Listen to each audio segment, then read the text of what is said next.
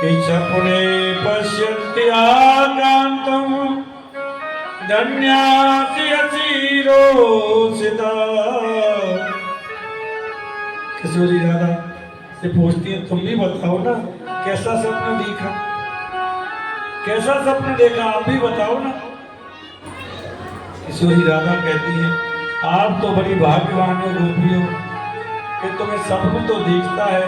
जिस दिन से प्राण वल्लभ कृष्ण मुझे छोड़ करके गए हैं, निगोड़ी नींद ही उनके साथ में चली गई। सपनों नींद ही नहीं आती तो सपना देखूं कैसे, और दिखता नहीं तो तुम्हें बताऊं कैसे। उद्धव जी वृक्ष के नीचे खड़े खड़े ये सब सुन रहे हैं। हे भगवान, जिस दिन से गोविंद गए किशोरी सोई नहीं। ये कैसा दिव्य प्रेम है, ये कैसा दिव्य प्रेम है महाराज।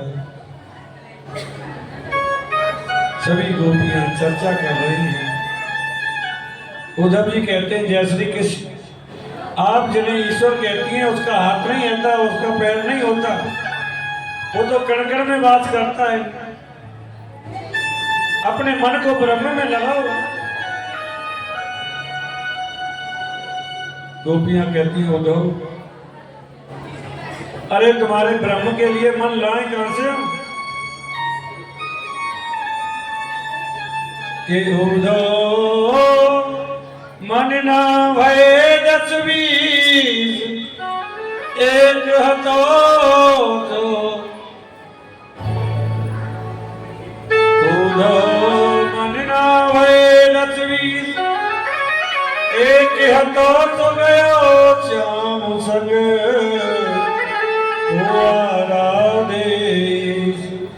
उद्धव मन 10-20 नहीं होते, मन तो एक होता है। और हमारा मन को हमारा प्राण वल्लभ हमारा कृष्ण लेकर के चला गया, तो हमारे तुम्हारे ब्रह्म के लिए, तुम्हारे परमात्मा के लिए मन लाए कहां से। और तुम कहते हो ब्रह्म का उसका हाथ नहीं होता, उसका पैर नहीं होता। अरे उसका हाथ नहीं होता तो मटकी उतारी कैसे, माखन खाया कैसे, पैर नहीं होते तो रास लिया कैसे। अरे उद्धव तुम भय भोरे पाती लेके आए दौड़े, यों को न जाने यहाँ रोम रोम से। उद्धव यहाँ तो रोम रोम में कृष्ण बसा हुआ है। महाराज उद्धव मेरी सुनो मेरी सुनो मेरी सुनो करते रहे, लेकिन गोपियों के प्रेम के ढोल के सामने महाराज उद्धव की कौन सुने। उद्धव 1 घंटे की कह के गया था भगवान से, और ऐसा गोता लगाया महाराज प्रेम के समुद्र में, 7 महीने तक होश नहीं रहा उद्धव को। ऐसा प्रेम का नशा चढ़ गया, विस्मृति हो गई, भूल गया सब कुछ। ब्रज की रज में लोट मार रहा है, पड़ा हुआ है, शुद्ध नहीं है शरीर। और नेत्र खुलते कितना आनंद का अनुभव कर रहा हूं। कहता है भगवान, कभी मनुष्य शरीर मिले तो ब्रज में मिले, ऐसी कृपा करना। कुछ ना बन सकूं तो कम से कम एक घास का तनका बन जाऊं, जिससे ब्रज गोपियों के चरणों की धूल उड़ करके मेरे मस्तक पर पड़ जाए, तो मेरा जीवन धन्य हो जाएगा महाराज, मेरा जीवन धन्य हो जाएगा। उदो सुदो है चलो सुन गोपी के बैन, ज्ञान बजाए ढुम ढुमी प्रेम बजाए ढोल।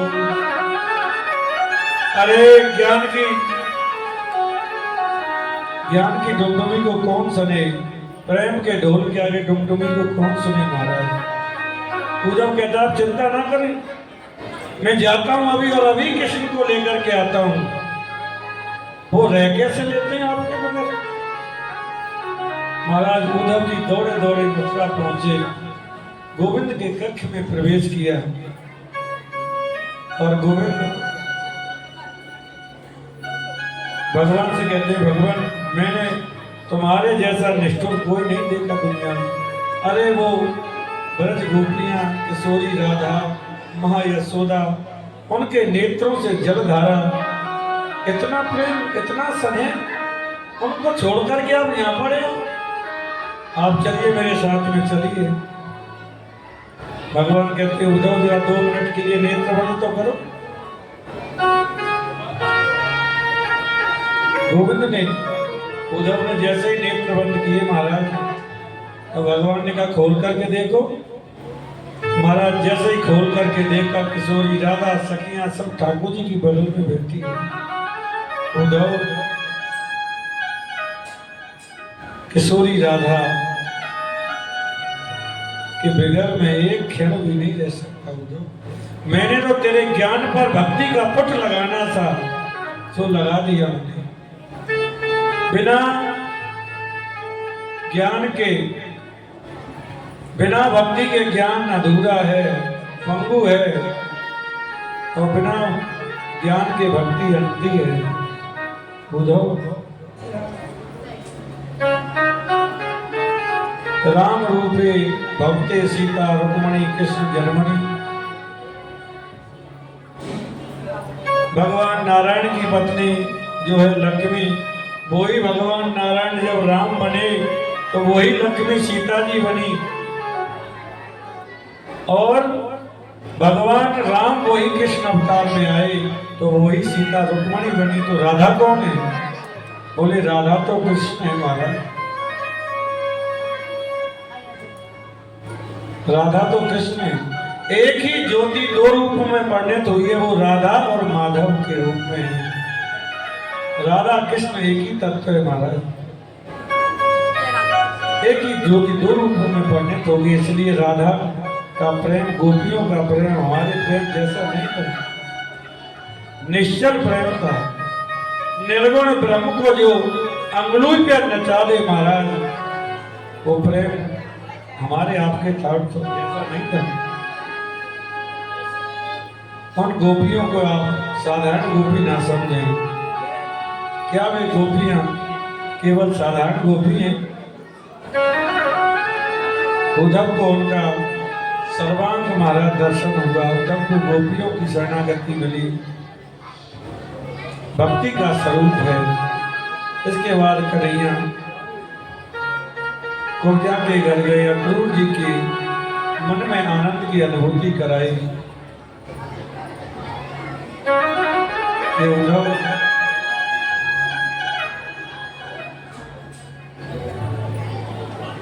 आनंद की अनुभूति हुई। इधर कंस की पत्नियों ने महाराज अस्थि और प्राप्ति ने दोनों ने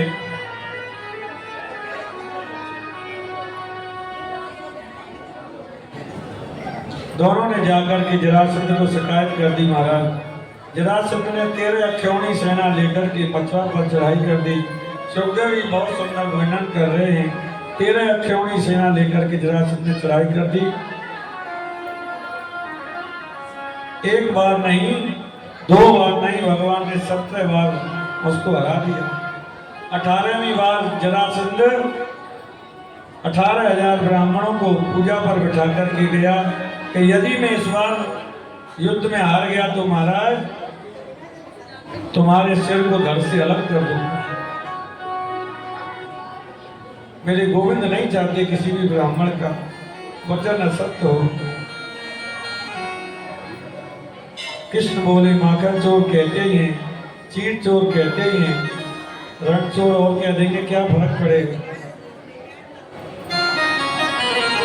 महाराज बलराम जी ये क्या कहते हैं?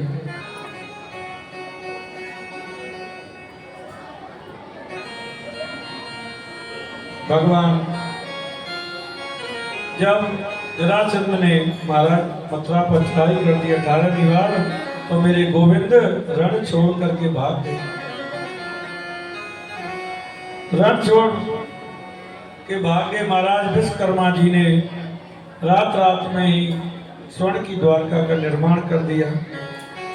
सोते हुए समस्त यदुवंशियों को साथ में लेकर के द्वारका चले गए। बोलिए द्वारका नाथ की। महाराज रेवती नाम के राजा आए, उन्होंने अपनी कन्या का विवाह बलराम जी के साथ में किया। कन्हैया बोले भैया द्वारका के राजा तो हम है गए, भैया को ब्याह भी है, अब हमारा होना चाहिए। भगवान सोच रहे हैं ये बात, अब हमारा विवाह होना चाहिए। अब विवाह है वह कैसे?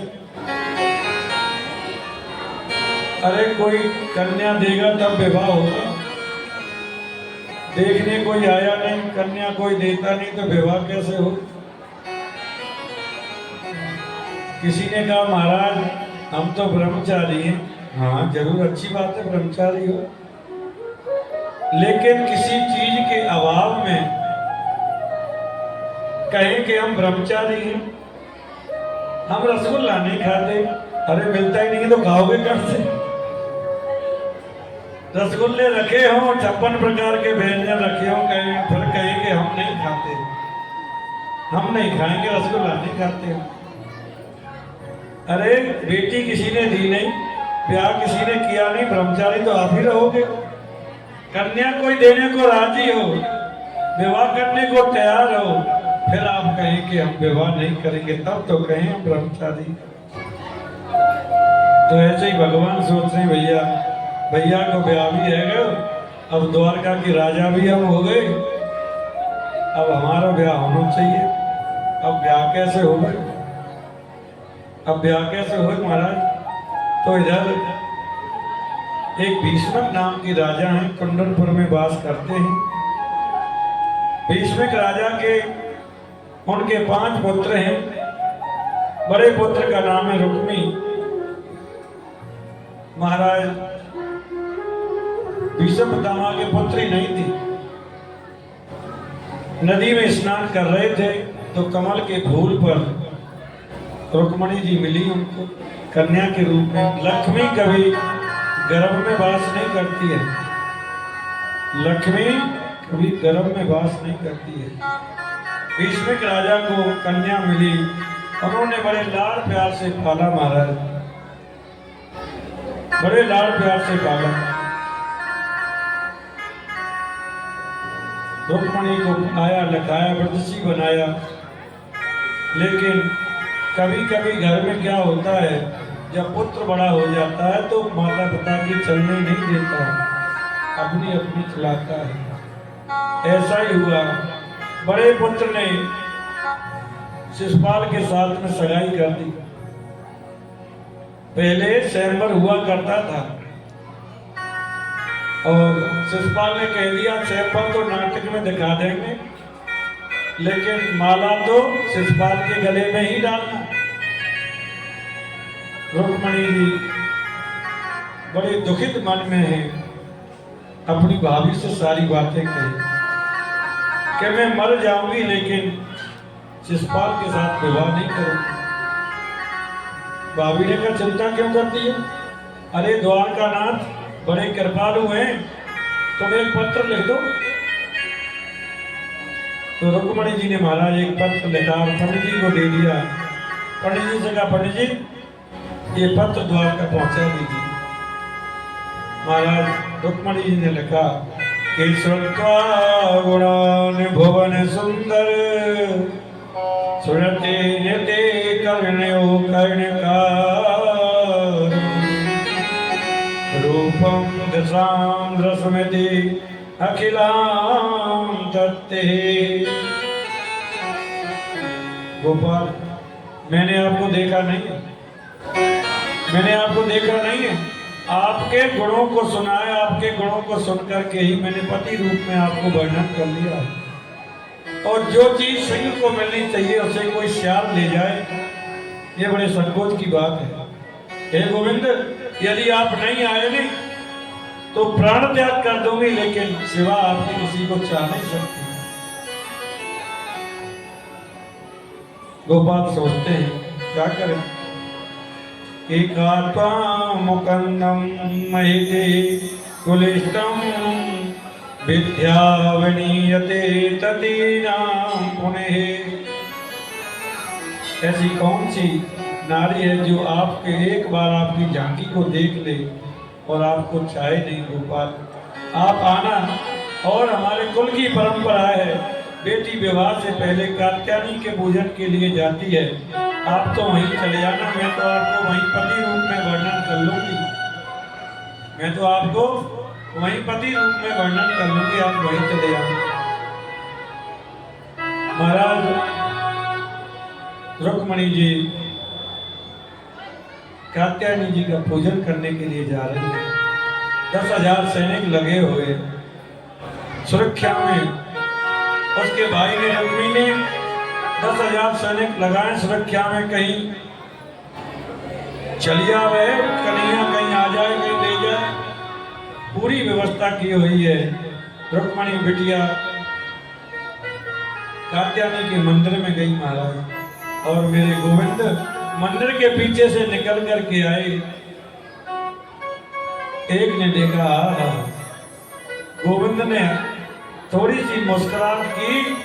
जैसे ही मुस्कुराहट की तो महाराज 10,000 सैनिक भूल गए किस काम के लिए खड़े हैं हम यहाँ पर। गोविंद चले जा रहे हैं।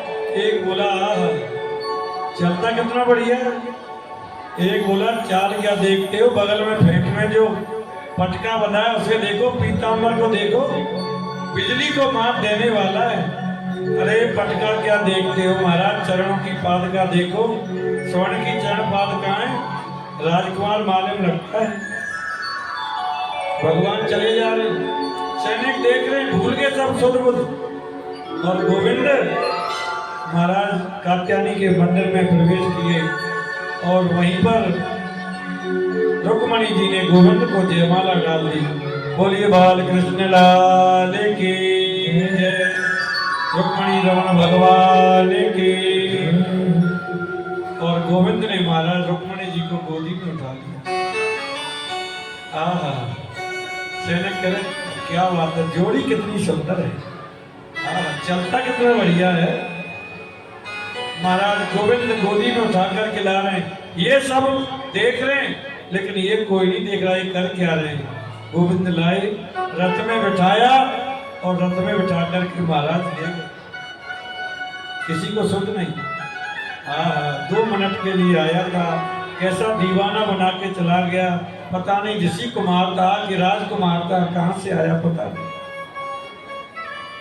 एक सैनिक बोला वो तो सब बात ठीक है, पर रुक्मणी बिटिया, बोले वो तो मंदिर में है, उनको होश ही नहीं है, बोले वो तो मंदिर में है। जैसे ही महाराज मंदिर में सैनिक गए, बोले बिटिया तो अंदर है ही नहीं। अरे रुक्मणी कहाँ, बोले मुझे क्या मालूम। अरे भाई रुक्मणी, बोले मुझे क्या मालूम। एक बोला मुझे मालूम है। अरे वो ले तो गया, अरे रोका क्यों नहीं। कहता जोड़ी बहुत बढ़िया है, पहले ले जाने दो, बाद में बताऊं। तो महाराज रुक्मी ने सैनिक भेजे पीछे, रुक्मी दौड़ा, अरे कृष्ण रुक जा, यदि तूने अपनी माँ का दुग्ध पिया है तो रुक, ठहर तो सही। महाराज भगवान को माँ के दूध की ललकारा, मेरे गोविंद ने तुरंत रथ को रोका और रुक्मी को पकड़ करके चक्के में बांध लिया। महाराज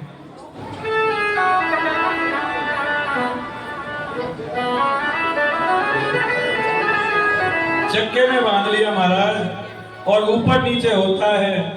उधर से बलराम जी आए, भैया ये कौन है।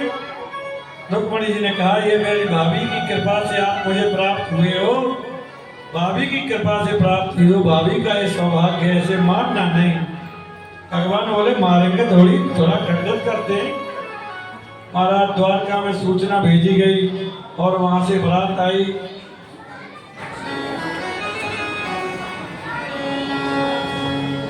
द्वारका से बारात आ रही है महाराज कुंडनपुर के लिए।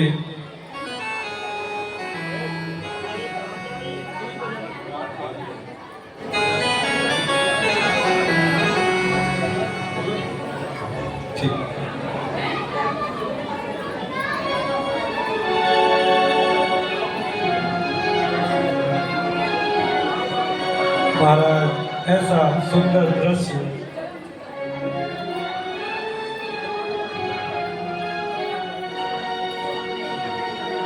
इतना सुंदर दृश्य हो रहा है।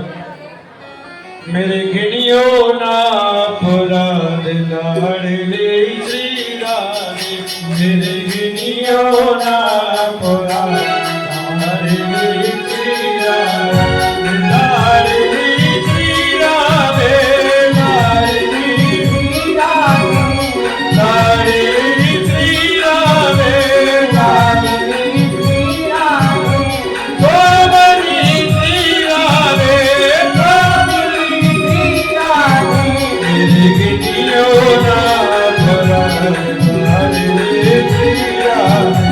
नहीं